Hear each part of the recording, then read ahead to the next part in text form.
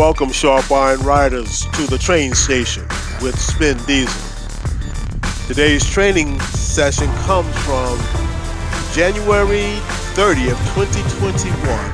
I had the opportunity to ride with the Capital City cycling team on their figure eight course that leads from Dutch Fork Middle School in Irmo, South Carolina. This course is a 14-mile figure eight. They typically ride 3 to 5 laps, and they alternate the speeds between each lap. The first lap would be an endurance pace, or they call it slow pace, and then the second lap they pick up the speed and go high tempo or race pace. So what we're seeing here now is that we're doing the first lap at endurance pace, the easy pace. And I know what you say. Words such as easy, recovery, those are relative to your current level. All right, so we're doing the double pace line. I'm in the front with Rob. I'm on the close to the white line, and Rob's on the outside line. And when we get to the single pace line, then we're moving at a higher speed. So I'm coming off the front. The group is going to come through the middle. And like I was mentioning, that this was a time for me where I needed to do 5 hours of workout. So riding with these guys was really a good experience to help me get stronger and faster, as I always say, to move to that next level. So that was the first lap. This is the second lap, and this lap is really the learning curve. I'm saying the learning curve because no matter how often you ride with your regular groups, whenever you want to move to the next level, I firmly believe you need to find a group that is where you're trying to be. Some things that I do when I ride with a C or B group does not translate over to when you ride with an A or an A plus group. And I will point those things out to you, and I'm pointing them out because watching this video has really helped me, and I truly hope it helps you too.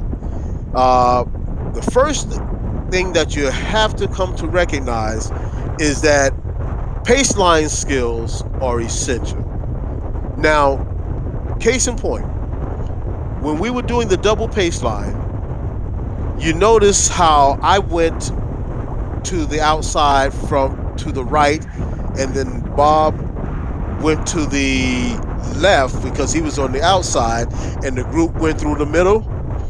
I've seen too many times where the person on the right side will cross over to the left and really cut off the outside pace line. Now, you don't want to do that. The reason is because you can cause an accident that way. Whenever you're doing a double pace line, I mentioned this in other videos, whenever you're doing a double pace line, you have to peel like a banana. This is not the time to do a bad toupee, a crossover. No, you peel like a banana and let the peloton come straight through the middle. That's how you do the double pace line. Then you drop back and you just keep basically you're rotating to the outside, All right, so here we are. We're moving to the single line now because we picked up the speed. And right now we're on a 4% grade. This was a big chain ring day. There was no option, truly. There was no option to drop down to a small chain ring when you got to the climbs. You had to hit it hard, and make sure you're able to sustain the effort. So my power right now was over 300 watts. Okay, so now we're going downhill a little. Now, when you're riding with a more advanced group, this group here, you will notice that those who are in the front, they never stop pedaling, especially on the downhill. All too often, when I ride with other groups, those who are leading up front, they typically like to stop pedaling. So, which means that you have an accordion effect with those in the back, and then you get a lot of overlapping of the wheels. But when you're riding with a more advanced group, you have to pay attention to really what's happening up ahead. So if they are pedaling, you have to keep that momentum going. Now, what's happening here? See this point right here? There's about a 2 to maybe a 3 bike length between me and the guy in front of me. That's the hardest gap to close. Now, somebody just said behind me, that's the hardest gap to cover. I still covered the gap. And he was pointing that out because we're now approaching a 1 and a 2% grade.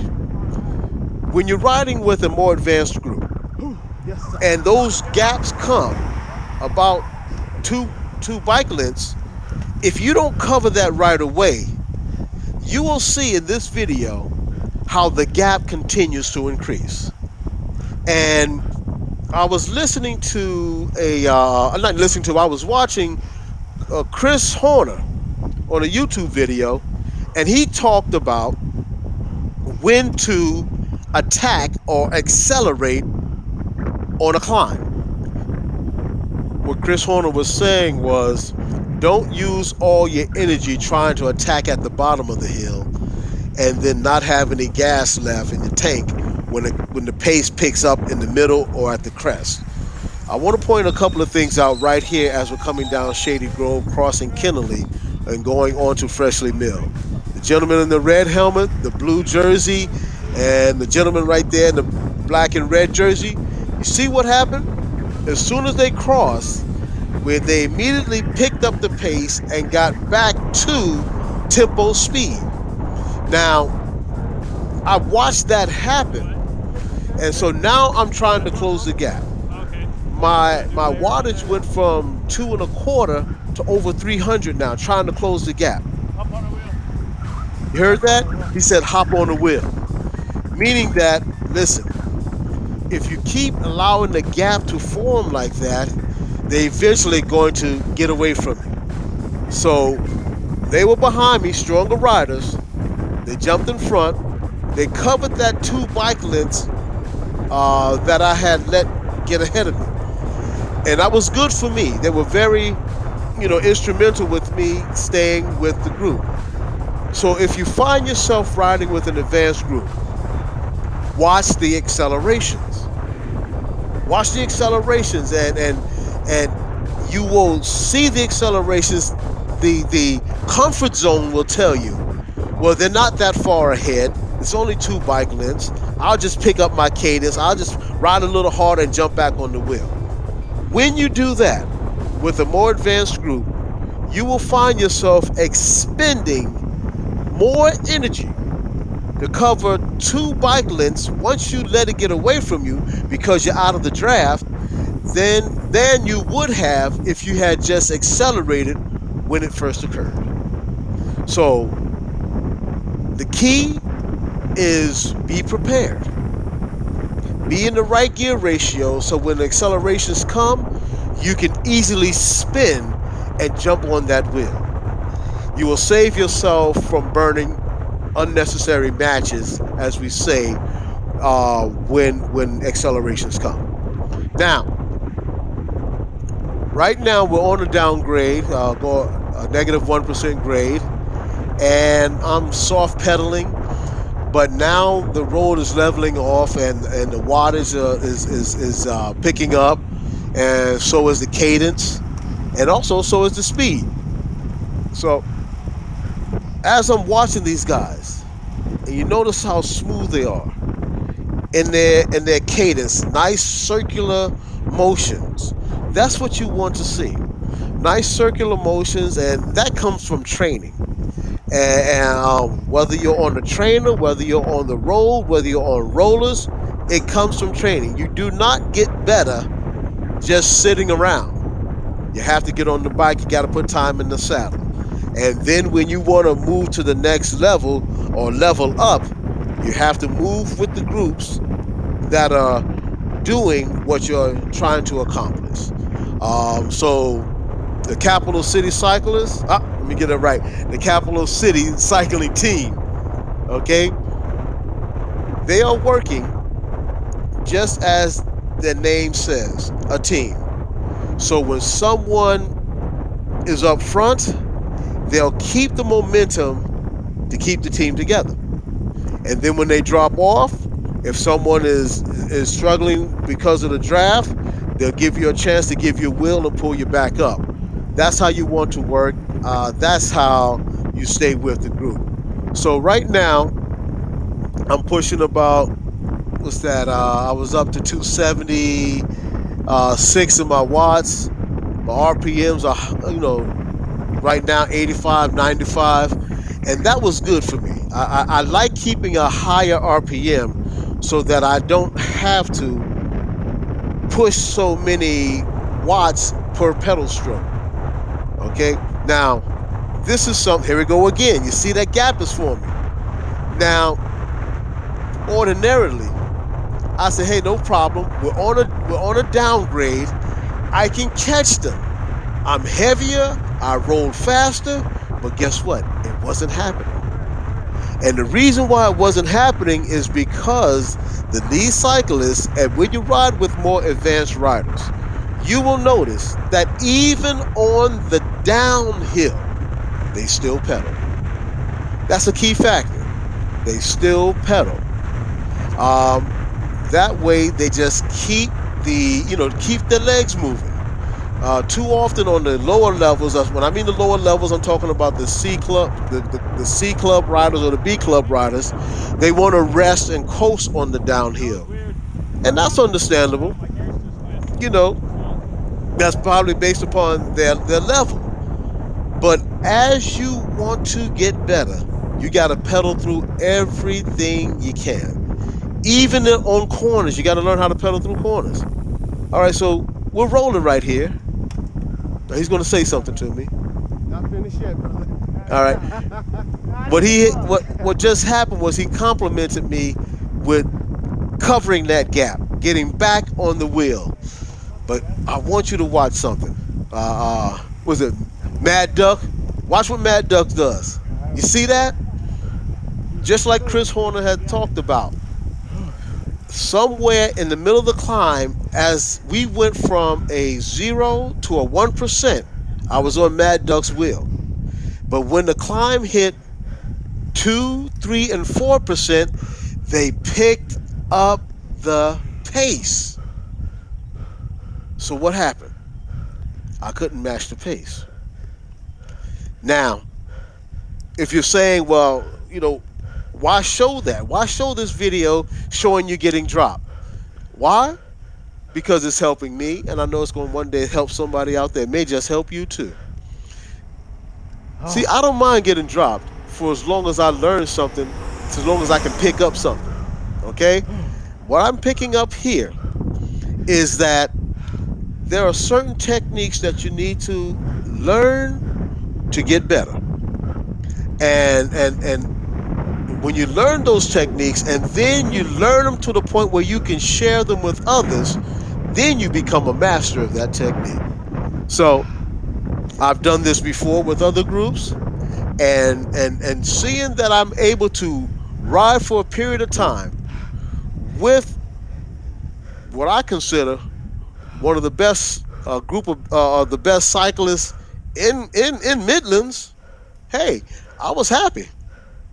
All right, but it's always room to grow a little bit more. So here we are, ladies and gentlemen. This was a great ride. I hope you learned something from this video. There's more to come, and if you like our videos, please, please, please subscribe to our YouTube channel, Sharp Iron Riders, right down in the lower right-hand corner. Hit subscribe button, share it. Look me up on social media, Instagram, Swift, Strava, all those places. But most importantly, hey, get out and enjoy yourself. Get out and have some fun with the ride. And Continue to share the videos. And if you have any questions, comments, or concerns, hey, just hit me up at cycling@tsmitchell.com. Yes, this was a good training ride. I still finished my 5 hours. I did 5.5 laps of the figure eight. And I really believe that hour that I spent with C3T, Capital City Cycling Team, was very instrumental for me being able to move to the next level. I want to thank my sponsors, T.S. Mitchell Financial LLC, the independent and trusted wealth management firm. Also want to thank Tanak Championship Coaching. They are building strategies for cyclists of all abilities, and also Bi-Saddle, the adjustable shape saddle.